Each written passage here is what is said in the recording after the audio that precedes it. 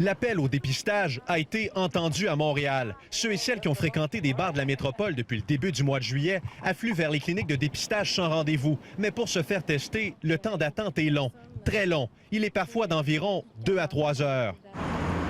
Encore mardi avant midi, près d'une centaine de personnes faisaient la file devant la clinique de dépistage sans rendez-vous de l'Hôtel-Dieu à Montréal.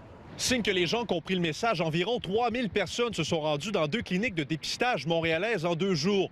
3 sont positifs, confirme la santé publique.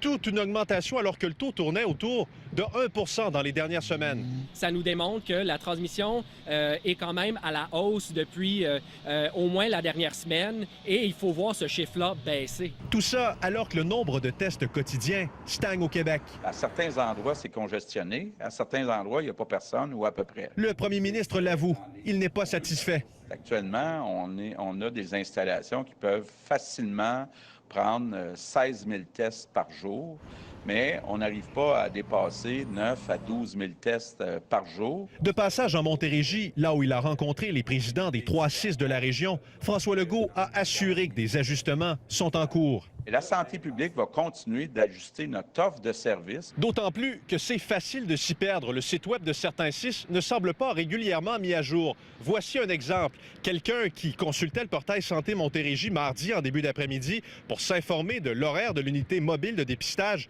allait y trouver, et vous le voyez, une information datant du 30 juin. On va s'assurer que ça soit ajusté rapidement. D'autant plus que quand je regarde le nombre de cas à chaque jour, là, toute proportion gardée, il y a plus de cas en Montérégie qu'à l'habitude. Pour revenir à Montréal, une trentaine de personnes récemment infectées par la COVID-19 ont fréquenté au moins 9 bars et restaurants. Andy Saint-André, TVA Nouvelles, Saint-Jean-sur-Richelieu.